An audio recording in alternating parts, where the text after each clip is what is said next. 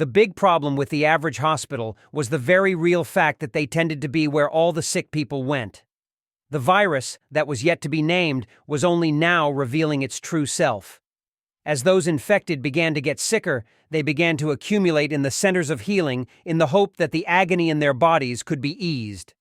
Some went under their own steam, others were taken there by an increasingly taxed and overburdened ambulance service.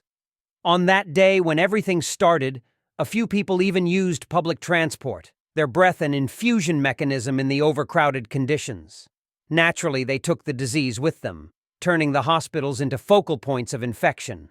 A spawning point for the dead. Jack was to be one of the many early victims to die from the virus. He certainly wouldn't be the last. Lying in the back of the ambulance that he had already soiled, his dazed mind tried to take in the chaos around him. The noise of the sirens cut through his fevered mind, worsening the stabbing ache that was tearing his skull apart. Blurred above him, the image of the masked paramedic kept coming in and out of focus. The vehicle suddenly stopped, and Jack felt blissful fresh air as the back of the ambulance opened. If not for the agony in his body, the chill might have even been refreshing. Disjointed voices spoke around him, Jack finding the words difficult to comprehend at times.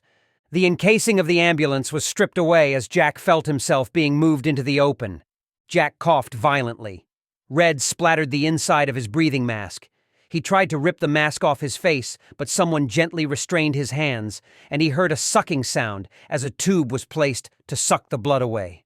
More voices, all distant now. The trolley was moving. Lights appeared above him as Jack was wheeled down a corridor. Jack coughed again. More blood mixed with vomit now, the mask being pulled from his face as he was rolled on his side, a surge of strength ripping his hands free from where they were held. That was when Jack began to spasm and buck. Held down as he was, the medical staff still found it difficult to actually keep him still.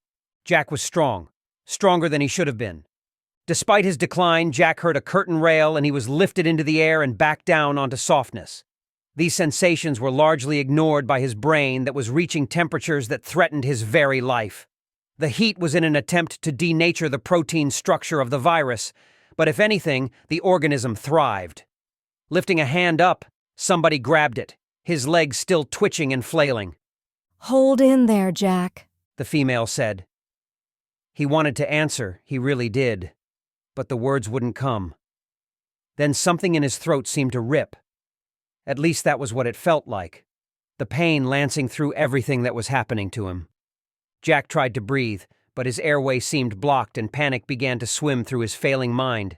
He tried again, Jack's eyes going wide as the reality that he was about to die struck him. His hands came up to try and claw at his own throat. Seconds later, there was a stabbing pain underneath his Adam's apple, and then the air came. Blissful, almost erotic. Jack breathed in one of the last breaths he would ever take. "Get the crash cart in here." The virus had attacked Jack's lungs to help it spread through the air he breathed. It tired of his life now. Jack gave a final lurch and his heart stopped beating. As the doctors and nurses struggled in vain to save his life, the changes in his brain began.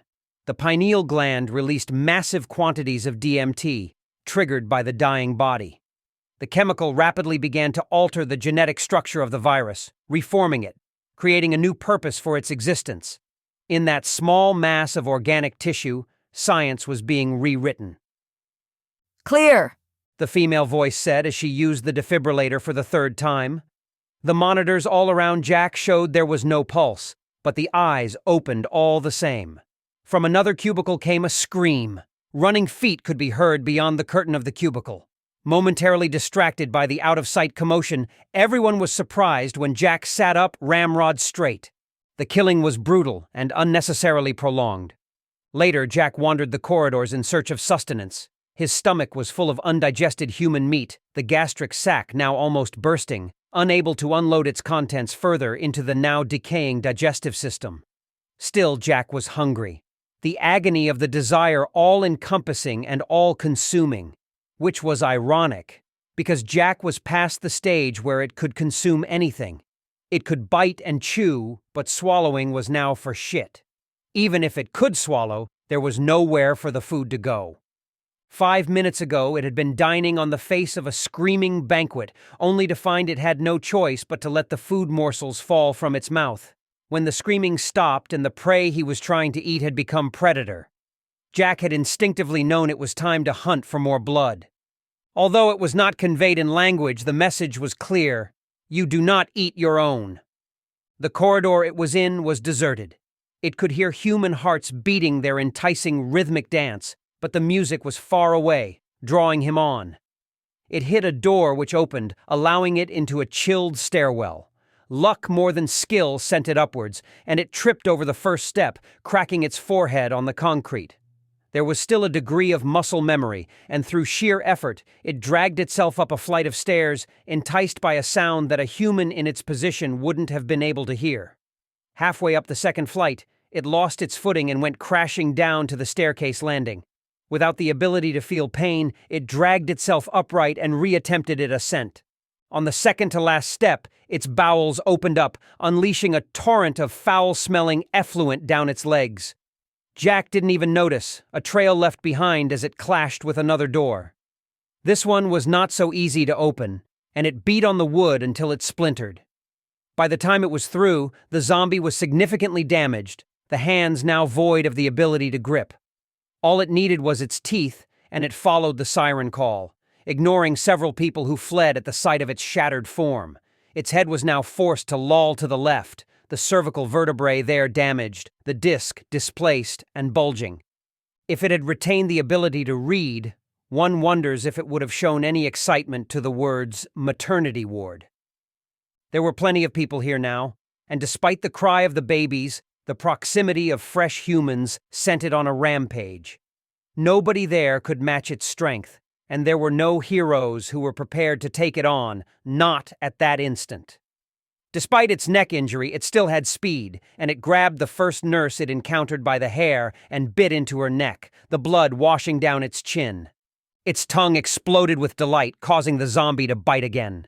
The pleasure the zombies experienced was a short-lived phenomenon, a heightened response that would pass as the tongue began to rot in the mouths they resided in. The rest of the nurses fled, although one did try to hit it with a fire extinguisher. Jack took the blow on the back and just swatted the nurse away with an almost casual, backhanded slap. Chewing, it paid her no further heed and made its way to where the crying emanated from. This was where it met true resistance. 3 mothers, still recovering from the traumas of giving birth, were there to defend the most precious things they possessed.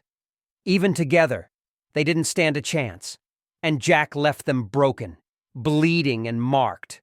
One, semi-conscious on the floor, tried to grab Jack with a desperate hand.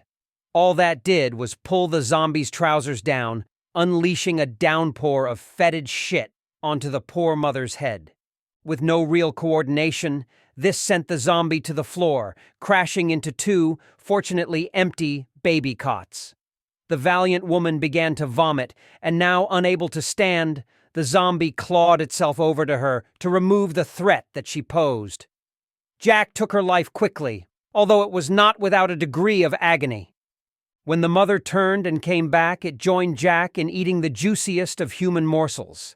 There were no human ears to be present to hear the baby's haunting squeals.